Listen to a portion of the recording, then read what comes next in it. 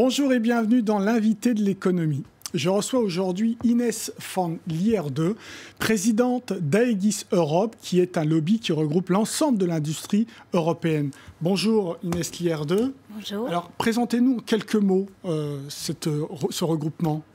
Alors, Aegis Europe, c'est une alliance de secteurs industriels très représentatif de toute la chaîne de production. Nous représentons aussi bien des secteurs de base comme l'aluminium et l'acier que des biens de consommation courante comme la vaisselle, la bicyclette, les chaussures. Donc, vous êtes implanté à Bruxelles? Absolument. D'accord. Alors, il y a un gros dossier aujourd'hui, il y en a deux exactement, on va les voir. Le premier, c'est la Chine, et notamment les importations venues de Chine d'acier et d'aluminium. Ça vous pose un gros problème? Ça nous pose un gros problème parce que derrière ces importations, il y a un problème d'emploi. Les prix des concurrents chinois sont absolument insoutenables. Ils sont à des conditions de dumping. Et comme ils sont insoutenables, des usines sont menacées, des emplois sont menacés. Et comme je le disais tout à l'heure, ça ne se limite pas seulement à l'aluminium et l'acier, mais d'autres secteurs sont aussi touchés. Ça a déjà fait des dégâts en Europe ou pas? Absolument. Il y a eu des fermetures conséquentes dans la sidérurgie, l'aluminium, la chaussure, le textile. C'est vraiment toute une panoplie, malheureusement, de secteurs qui sont touchés. Comment font les Chinois pour casser les prix? Écoutez, c'est très simple en fait. Il faut savoir que la Chine est un pays planifié, est une économie qui travaille suivant des plans à 5 ans. Et donc l'État subsidie les secteurs qui font subventionne. Absolument. Donc les secteurs qui font partie du plan. Et donc ces secteurs bénéficient de conditions qui sont absolument incomparables aux nôtres. Il n'y a pas une question de surcapacité aussi à cause de la crise notamment de 2008, là-bas en Chine, et du coup ils exportent ici? Oui, et d'ailleurs c'est un gros problème parce que les surcapacités font que la Chine, presque dans tous les secteurs que je vous ai cités, est à même de rencontrer la demande non seulement européenne, mais parfois mondiale. Donc, qu'en est-il des autres concurrents? Ils sont virtuellement menacés tous les jours. Alors concrètement, face à ça, qu'est-ce que fait l'Europe? Alors l'Europe, elle a réfléchi. Elle a réfléchi. Il est temps de passer à l'action, non? L'Europe a réfléchi longtemps, effectivement, parce que depuis 15 ans, nous savons que dans quelques jours, une disposition devrait être prise. On y reviendra. Et on y reviendra. Alors l'Europe, eh bien, je dirais, elle a son règlement anti-dumping qu'elle applique tous les jours. Mais avec le changement qui est en train d'arriver, ce règlement devrait subir des modifications et aura un impact sur la défense de nos intérêts industriels. Alors, expliquez-nous comment, aux États-Unis, l'acier laminé chinois est taxé à 266%, alors que dans la même année, en Europe, c'est taxé à 21%. Je ne comprends pas bien, là. Je vois que vous connaissez bien le dossier. Effectivement, nous regrettons cette différence parce que les États-Unis sont bien plus efficaces que nous. Alors, pourquoi une telle différence? Eh bien, simplement parce que la méthodologie qui est appliquée aux États-Unis et en Europe n'est pas du tout la même. Et donc, en Europe, nous avons le souci, de par la loi d'ailleurs, de prendre en considération aussi les intérêts des consommateurs, des importateurs.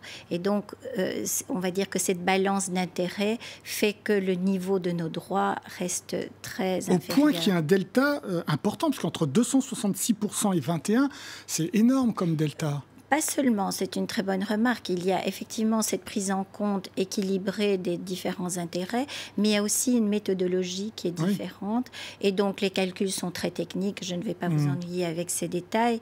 Mais comme la méthodologie, les calculs sont différents, malheureusement, et je le dis ouvertement, malheureusement, nous n'obtenons pas en Europe le même niveau de droit qu'aux États-Unis. Très clair, c'est une décision européenne. Absolument. Ça ne vient pas du tout des Chinois, c'est une décision européenne. Est-ce que les Européens jouent collectif là-dessus?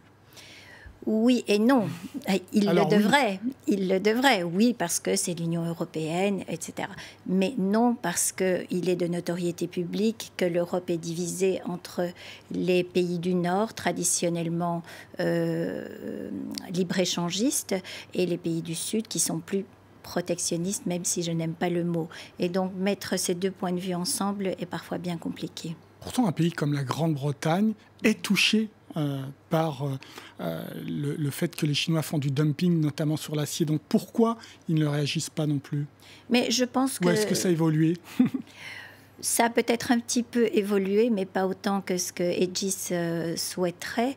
Et c'est vrai qu'il y a une sorte d'idéologie britannique fondamentale qui est d'ouvrir les frontières, d'ouvrir son marché à toutes les importations, peu importe les conditions. Et c'est là qu'est le problème, ce sont les conditions. Alors, ça profite pour autant à certains industriels en Europe. Par exemple, le fait que l'acier soit si bas, l'industrie automobile est plutôt satisfaite, non ? Ah, tout à fait. Je pense que pour l'instant, ça lui convient. Jusqu'au jour où l'automobile sera elle-même la cible d'importation à des prix très douloureux.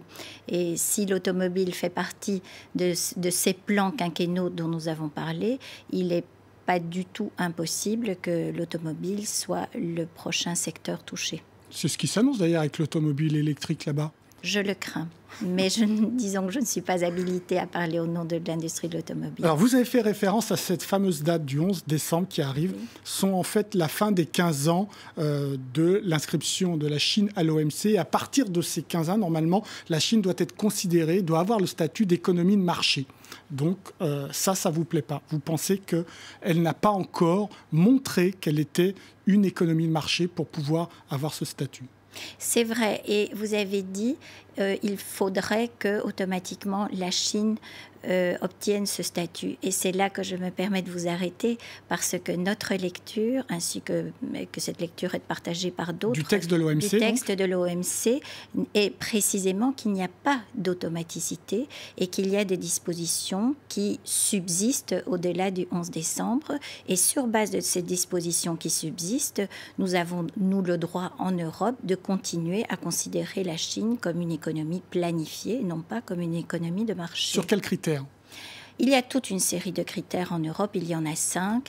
Ils ont fait l'objet d'une analyse récurrente de par les autorités européennes. Le dernier rapport date de 2008 et sur les 5 critères, eh bien, figurez-vous, il n'y en avait qu'un qui était rempli. Donc je pense qu'il est très légitime de dire que la Chine n'est certainement pas une économie de marché. D'autant plus que de 2008, elle a plutôt évolué vers plus de planification que l'inverse. Pourtant, ce qu'on sent, c'est que la Commission est à 2 doigts de l'accepter, alors que le Parlement est contre ce statut-là. Ouais. Pourquoi la Commission est à 2 doigts de l'accepter ? Je pense qu'elle-même subit la pression de la Chine. Ça me paraît assez évident. Et puis la Commission est elle-même prise entre ces deux feux, comme je le disais tout à l'heure, le camp libéral, le camp plus, je dirais, conservateur. Et donc, elle a essayé, dans la proposition qu'elle a déposée récemment, elle a essayé de trouver un compromis qui est quelque part entre le fait de donner cette économie de marché et en même temps permettre des ajustements qui seraient liés à une interférence de l'État. Donc nous sommes, je dirais, sur un terrain très peu clair sur le plan juridique, et c'est la raison pour laquelle effectivement en tant qu'industrie nous allons essayer d'apporter des modifications importantes. Parce que ce compromis dont vous parlez, en gros, ça renverse la charge de la preuve. Ce sera à l'Union européenne de prouver que les entreprises chinoises font bien du dumping, ce qui sera beaucoup plus difficile à démontrer. Mais vous avez tout à fait raison. Déjà, déposer un dossier anti-dumping pour l'industrie est une véritable épreuve parce que les conditions sont extrêmement contraignantes, mais nous le respectons.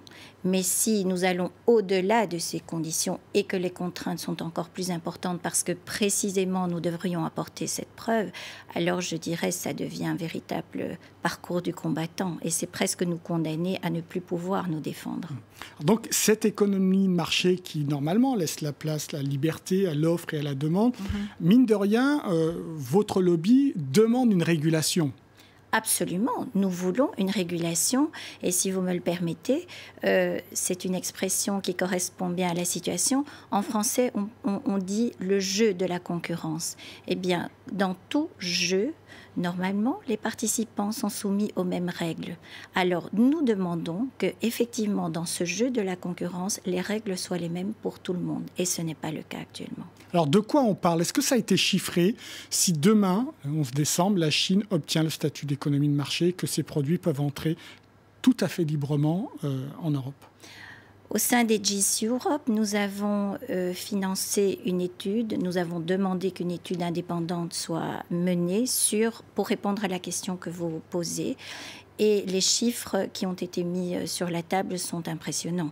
En termes d'emploi, si demain nous devions inconditionnellement ouvrir nos frontières aux importations chinoises, il y aurait entre 1,5 million et 3 millions d'emplois menacés. C'est énorme.